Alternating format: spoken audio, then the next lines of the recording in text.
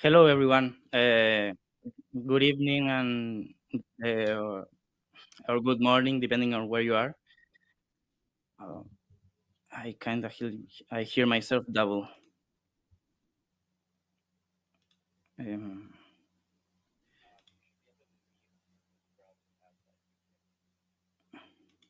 this one? Yeah.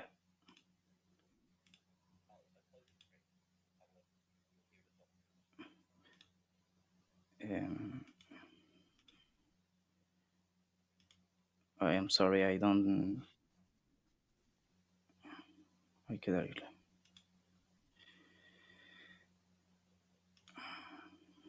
Well,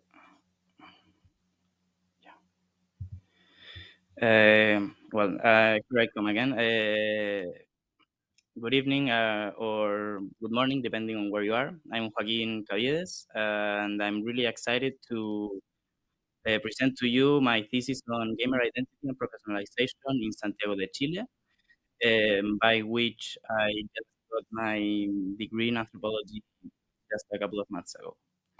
Right. So, for my investigation, the context and the research problem that I investigated comes from a list that there are few anthropology studies about video games and digital culture. Also, specifically on digital cultures, because it's a subject that's not really taught in my university, and I wanted to further develop anthropology in that specialization. And also, there's a potential to further develop digital anthropology, considering perspective, stories, experiences, and social configuration that takes place where the physical and digital worlds coexist. Also, that esports are a phenomenon that has grown in the last years, and it has a whole culture in the background that's comprised of players, streamers, and spectators that creates new social dynamics. So the general objective of my thesis was to comprehend how the process of professionalization influences the perceptions and auto perceptions of professional Valorant players in Santiago de Chile. To which I did the specific objectives of identifying the player paths, relationships, and social context, both online and offline, which influence the development of professional esports players. Also to expose the competitive circuit in which professional esports players develop, considering the different slabs on the Chilean esports hierarchy, and also to characterize the different elements that correspond to a gamer identity from both internal and external perspectives. Um, to realize this, I started with two hypotheses, which were gamer identities as projects that are nourished through a multitude of experiences, both personal and communitarian, which are influenced by agents of the same communities, along with the roles that can be adopted while playing competitively, and also that there are systems of relationships which are present in gaming communities with context, experiences, rights, languages, and connections that influence the gamer's ability to be recognized by themselves and the community in both real and digital spaces. So, in this sense, I just start with kind of a fun fact or so to say.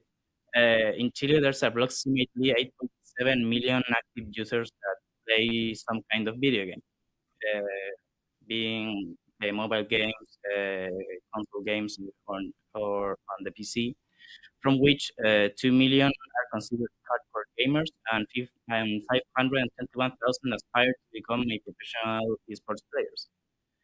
And also with this, an event that was really important in the Chilean esports history were the first Pan American esports games that were brought alongside the Pan American Games in October of 2023, in which Dota 2 and eFootball were the main events. In this same event, the Dota 2 Chilean team that was represented by Arcane Witches took the bronze medal and classified to the female Dota 2 World Cup in Saudi Arabia, where they took for. But despite this, and I wanted to talk a little bit on this, just so you get the perspective of how it's seen in my country.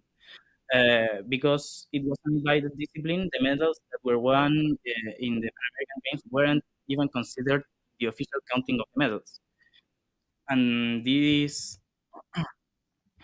uh, and and this medal that was pretty historical in the context of esports in Chile, where wasn't mentioned in any of the country's newspapers or even journalistic sites.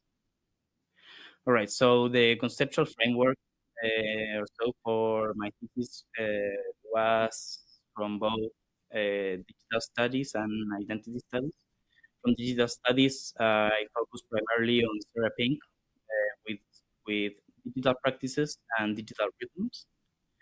And more sociological sense, I also took inspiration from vivid modernity from Sigmund Bauman, specifically in the sense that uh, the way in which we uh, develop our profession has kind of changed in the last years, especially in Chile, where now instead of having one profession alongside your whole career, um, you have a kind of mini project which will be related to the different activities that tier two or tier three esports players need to realize in order to maintain themselves in space.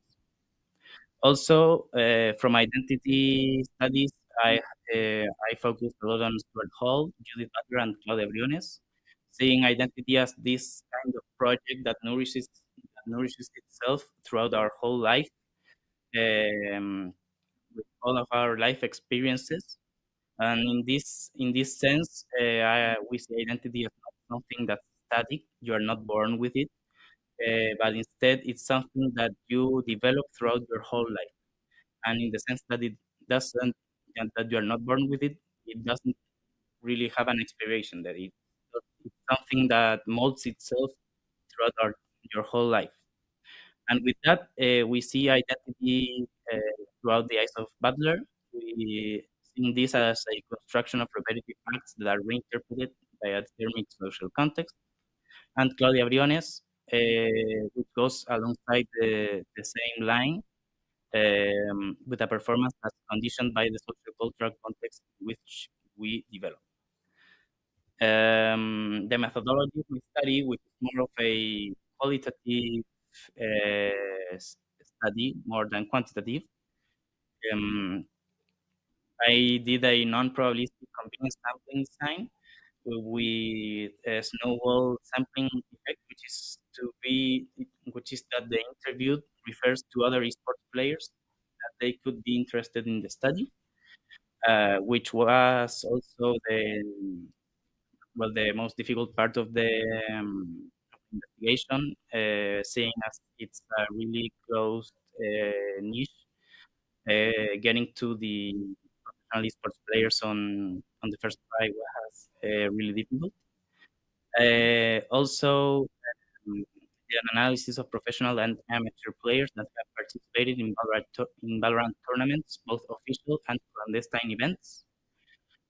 Also, I did interviews towards esports journalists, Chilean esports journalists that have decades of experiences in the field, so I could have a more complete vision of the esports scene. And also ethnography on gaming spaces like Gamer City, which was a gaming event in 2023, and the Movistar Games Club, and also including bots from tournament. From so, since I realized 10 semi-structured uh, uh, two were towards amateur Valorant players, uh, participating in both official and clandestine tournaments. I would amateur players because way I could see um, how they were to this space, to this activity, something that's well, as I said before, really close. It's kind of a niche, difficult to in Chile. Also, two interviews were toward esports general decades of experience. Also, five were towards professional esports players that have participated in instances like the WESC, the Valorant Challengers League, and that have been part of teams like Gold Knights, 9C, Furious Gaming, Noxium, Crew, and Leviathan. And also, as my last interview, I talked to the person responsible of the Catholic University of Chile's esports team, which is one of the few universities that has an official esports team in Chile, recognizing it as a part of the university's sports complex and with all the benefits that it implies. That's like having preferences in order to take courses or having more freedoms in order to move tests and that sort of things. So, going to the results, firstly, I had to describe the three kind of competitive tiers. I think that you will be more familiar with them than my professors at the university. But first of all, we had what could be categorized as a university or more clandestine tournaments, which function more of a training ground for new players or potential esports players. And in this sense, they can enter these tournaments that you can see all throughout social media with a team from your own university that are mostly comprised of student councils. They're not officially promoted by the university. And also more informal groups of players. Also, I have to point out that tier three tournaments over here don't really have a monetary reward. Most of them are played, and the reward they are merchandising. So just to keep that in mind. And that sense, well, it's kind of an introductory state to the esports. Then we have what could be called tier two or regional tournaments, where tier one spots are earned. These tournaments are, in terms of infrastructure, far more complex than the university and clandestine tournaments, where the teams are not only comprised of the esports players, but you can see a more structured approach to the whole sports team industry. So you have the five esports players in this sense that would be of the team of Valorant. You have also medical professionals that ensure healthy environment and data analysts so that they can review their games and improve on their techniques. One thing to mention is that the main difference between the tier two and tier one team, if you can say that, is that while tier two has a structured hierarchy, it is not necessarily um, rewarded by money. They're not paid necessarily money, or in terms of contracts, having a contract is not really something that's always the case. And in this sense, it's a major problem because tier two esports players have to juggle between training and developing themselves as a professional player and having other jobs so they can maintain themselves economically. And then we have tier one tournaments, the more international tournaments, which you probably are more familiar with, which you need to, in order to enter, you need to be part of a franchise. And with this, I mean that you kind of have to pay uh, your way in, not in a pay to win sense, but more of a pay your own spot on the tournament, um, uh, by which Riot or Valve can guarantee that good mm, there's a good infrastructure, good conditions for the team on an international level, and that can facilitate competing in different countries. Also, one of the bigger problems I mentioned before is that there's a really big economic gap for tier three and tier two players. Uh, well, even though the esports industry has really achieved international prestige in countries like the USA, South Korea, Spain, and Argentina, here in Chile, there are a lot of problematics that have stagnated the development of the industry on a local level, on the development of teams, on professional players of high caliber. Between these problems, we can identify various things like few capital investment from technology development in the country. There's little to no recognition from Chilean authorities, a big generational gap. Uh, there's also very few Chilean organizations that are dedicated to developing national talent. And I say this considering that a lot of Chilean pro players have to leave Chile in order to further develop themselves as players. In this case, most of Visa's team, Valorant team, which is an Argentinian team, our neighboring country, is mostly comprised of Chileans. Uh, four of the five, four of the five players are Chileans in this case. And also a very big point is that Chilean society is stigmatized toward working as a professional player.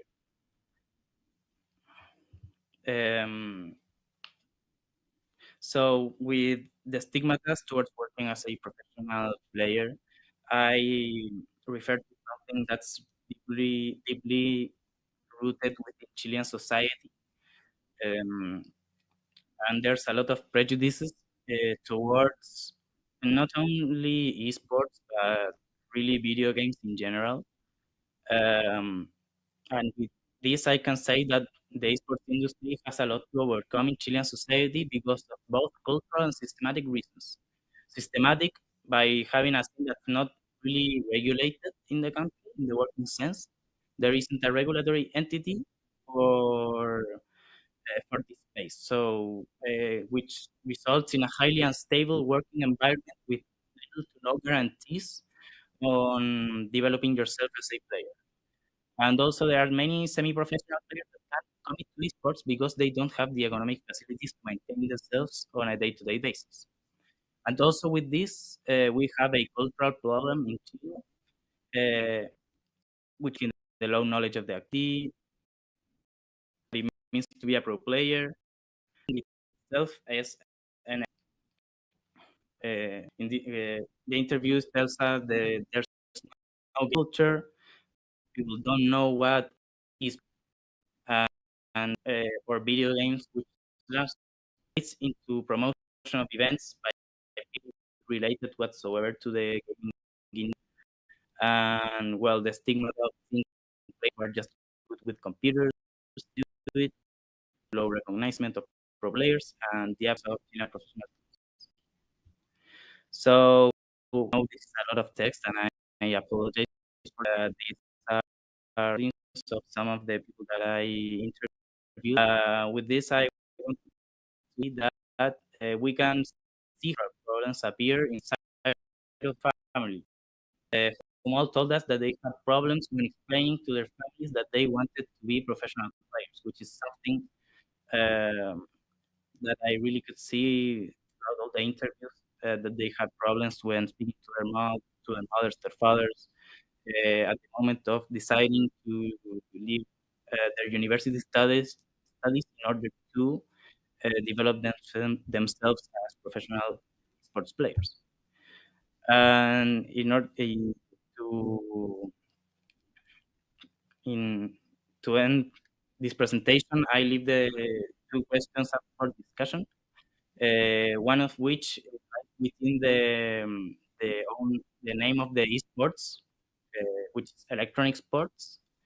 Um, because a lot of times it has been criticized for not having much of a physical demand on the body, and has been debated by the existence of chess because of its mental demands. And also, we all know that the Olympic Committee has recognized the sports as a sporting discipline. But nonetheless, how do professional sports players see themselves? Because throughout the interviews, I realized that they see themselves as players, not really as sportsmen. Even though the level of dedication is similar, they still see themselves as players. And in that sense, can we do we need to refer to esports as electronic sports, or is there another way of um, referring to this activity without taking its merit away of the level of dedication needed to develop yourself as a professional player? And finally, a question about the industry regulations. How can we ensure a healthy and responsible environment for young talent that's under the legal age limit? Because esports are a emerging industry, specifically in Chile, where it's not really much developed. It has a lot of gaps in terms of quality of life for even their overage professional players. Because even though the interviewed players aged from 20 to 34 years of age, most of them started their development in the competitive scene or knew that they wanted to be a professional esports player when they were under the legal working age. So, what do we understand by the professionalization of the esports? Well, the institutionalization of the sport or activity, that it isn't the same to play for leisure than dedicating yourself to being a professional player, and that even though that esports are a mostly digital activity and it's difficult to localize to a specific city or neighborhood, it's more convenient to study them at a Chilean country level because the activity is seen with a different lens than other neighboring countries such as Argentina or Brazil. And finally, that this discipline isn't recognized in Chile on both a cultural and a systematic level, and it presents multiple parallelisms between other high performance sports that are promoted in Latin America. In Latin America and Chile, really. That lacks infrastructure and financial backing from the state, like with the case of artistic gymnastics, taekwondo, volleyball, basketball, etc. Basically, every other sport that isn't football or soccer. Thank you very much. Thank you very much, Joaquin. If anyone in chat has any questions for Joaquin, we can leave it open for a minute or so to see if any questions come in.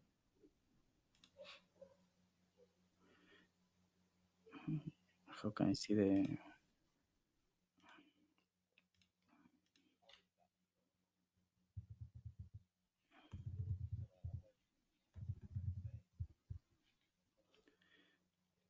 Uh,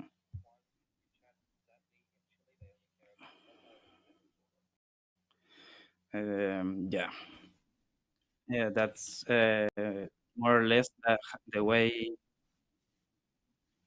the way our country treats sports. Really, if you try to do anything else like that's not soccer, um, uh, you will get no recognition from the government. We have a lot of athletes from other disciplines that have gone to Olympic sports that have to ask for money on the streets or get other financial backing from places that are in the Chilean state. Dr. Seth Jenny has a question. What do you see as your future research in this area? For future research, I think especially with anthropology, it's kind of a oh, um, uh, how can I say this? There's a lot that you can study on esports with anthropology because I really believe that throughout the massification of Instagram, Discord, and social media, we have created a lot of the necessary qualities to be considered kind of a culture. We have our own way of communicating ourselves. There are societal norms, if you could say that. There's also funerary rites, uh, like um, funerals in World of Warcraft or that sorts of things. So I think it's kind of a open thing to study for anthropology.